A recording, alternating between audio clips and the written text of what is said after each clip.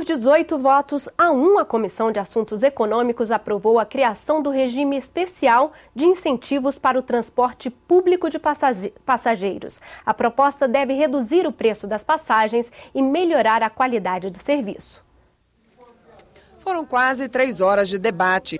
Pela proposta, a União abre mão do PIS, PASEP e da COFINS, do óleo diesel, da energia elétrica e de bens de capital do setor, como veículos e pneus. Por sua vez, estados reduzem o ICMS e municípios o ISS. As medidas podem garantir passagens até 15% mais baratas. Na medida em que nós barateamos o transporte coletivo, mais pessoas irão utilizar o transporte coletivo. Prefeitos de diferentes cidades do país, favoráveis ao novo regime de desoneração, acompanharam a discussão de perto. A redução das tarifas foi feita por todos os prefeitos sem fonte de financiamento. Então isso aí dá um fôlego para que os prefeitos possam fechar suas contas nos próximos anos com mais desonerações. Os senadores acataram 16 emendas, entre elas a que prevê apoio financeiro do BNDES na compra de frotas novas por parte dos municípios. Outra inclui o balanço patrimonial entre os documentos a serem apresentados pelas empresas prestadoras do serviço. A verificação das planilhas é essencial. Só se pede subsídio. Ninguém questiona o preço elevado das planilhas, o absurdo das contas. Os senadores acolheram também emenda que dá um prazo para os municípios se adaptarem às contrapartidas exigidas pelo regime. É o caso de licitação para a prestação do serviço, medida hoje adotada por apenas 5% desses entes. O texto permite adesão imediata, desde que faça a licitação em até 2 anos. Então está se dando um prazo, porque senão poucos municípios poderiam aderir no país. Outra mudança garante a estados e municípios mais liberdade na redução dos impostos cobrados do setor. Nós passamos para os estados e municípios a autonomia para decidir a redução. A maior parte dos prefeitos estão reduzindo a 0 o ISS, mas eles podem, se for o caso, a decisão deles, reduzir a 1%. A emenda mais aplaudida foi a do senador Aloysio Nunes. Ele propôs que as desonerações e os investimentos em transporte público sejam abatidos da dívida de estados e municípios com a União, até o limite de 30% da prestação paga mensalmente. É um estímulo dado aos estados e municípios para que eles reduzam as tarifas e façam investimentos em transporte coletivo. Eu fico muito feliz porque eu acho que o que estava sendo feito anteriormente? Apenas desonerações. Aí você desonerava, aquilo acabava não incidindo no preço da passagem. Agora não. A desoneração o cara vai ter que mostrar num laudo técnico, abrindo a planilha, que está baixando também. Se não houver recurso para votação em plenário, esse projeto volta à Câmara para nova análise dos deputados. E no início da reunião da Comissão de Assuntos Econômicos foi lançada a 16ª edição da revista Em Discussão. Os debates da comissão sobre o refinanciamento da dívida de estados e municípios serviram de base para o último número da revista, editada pela Secretaria de Comunicação Social do Senado. Entre os temas abordados, as novas regras para o Fundo de Participação dos Estados e os royalties do petróleo. É uma revista que tem como objetivo ter uma certa periodicidade, uma certa estabilidade na informação, de forma que ela possa ser consultada pela sociedade brasileira durante muito tempo. Então, é uma revista que ela não perde a atualidade, como é um jornal, por exemplo. A revista está disponível no endereço eletrônico www.senado.leg.br/em discussão sem o tio. Veja agora destaques de outras comissões nesta terça-feira. A Comissão de Meio Ambiente aprovou o projeto que torna crime contra o consumidor o uso de avisos dentro de estabelecimentos comerciais em que o dono não se responsabiliza por danos ou furtos ocorridos no local. A matéria vai ser apreciada agora na Comissão de Constituição e Justiça. Também foi aprovado pedido de audiência pública para investigar possíveis prejuízos da Petrobras na compra de uma refinaria no estado do Texas, nos Estados Unidos. Os senadores querem ouvir o ex-presidente da estatal, José Sérgio Gabrielli, e o ex-diretor internacional, Nestor Cerveró.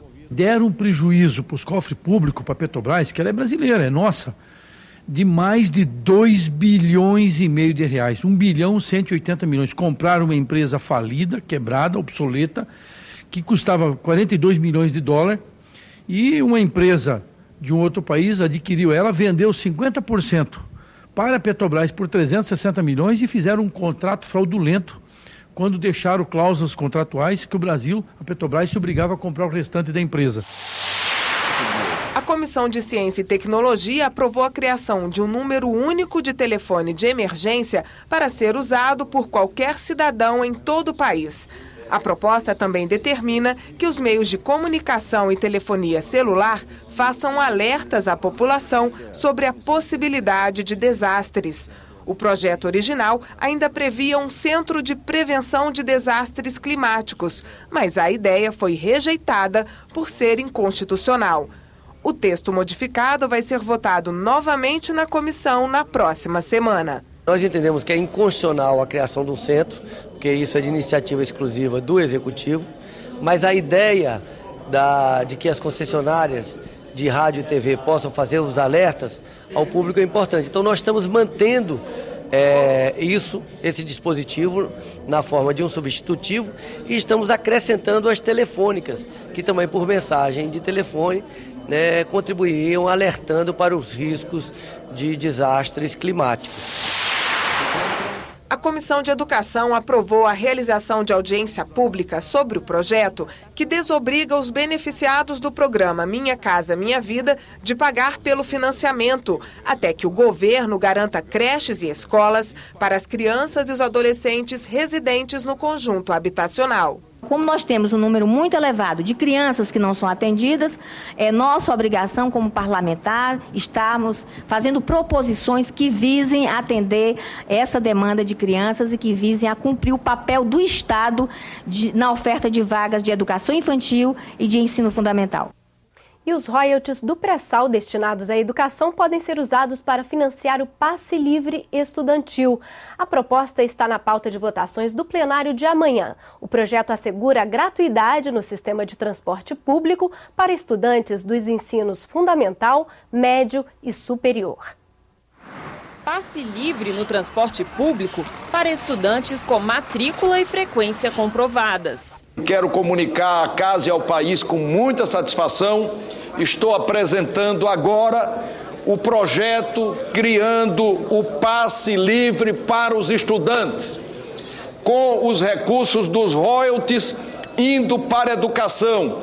Nada mais natural que esses recursos banquem o passe livre aos estudantes brasileiros regularmente matriculados e com frequência comprovada nas escolas.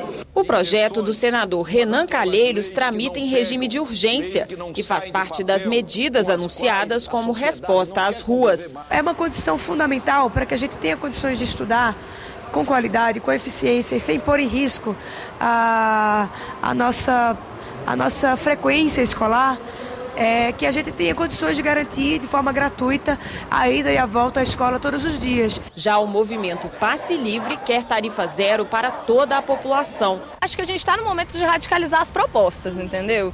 Então, se a gente está com o povo na rua pedindo direito ao transporte, é hora de um projeto o mais irrestrito e universal possível ser aplicado, né? E não você ir pelo básico para tentar acalmar quem está na rua. Pelo contrário, a gente tem condição política favorável para apresentar um projeto mais avançado. O Passe Livre já funciona no Distrito Federal e atende a 180 mil estudantes, da educação básica à universidade.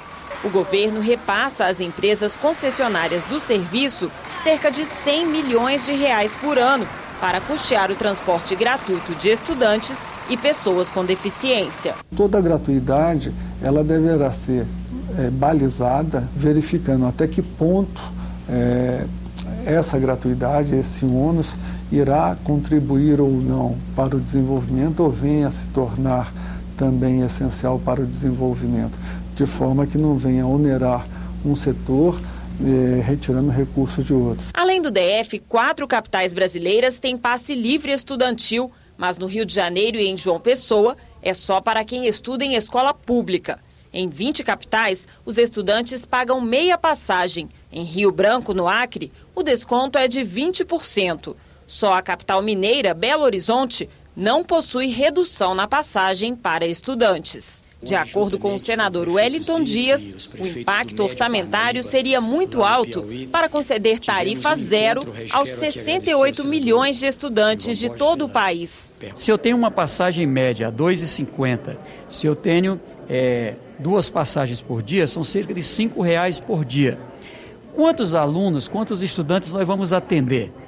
Então, fazendo uma conta dessa para a totalidade dos alunos, dá um volume muito elevado, algo na casa de 74 bilhões de reais por ano. Na proposta em análise no Senado, a fonte de recursos para o passe livre estudantil são os royalties do petróleo destinados à educação. Ao redor da educação precisa de muita coisa, inclusive o transporte. Por isso o passe livre é tão importante.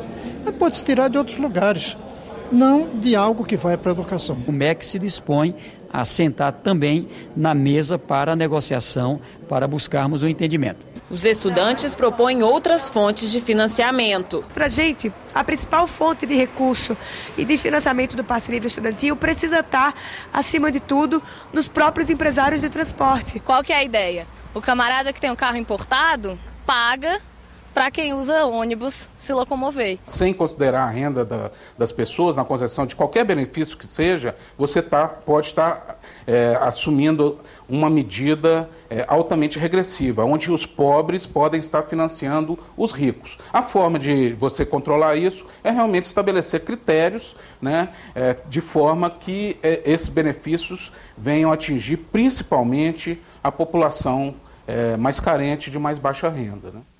Na página da TV na internet, você pode rever as principais reportagens desta edição. O Jornal do Senado termina aqui. Uma boa noite e até amanhã.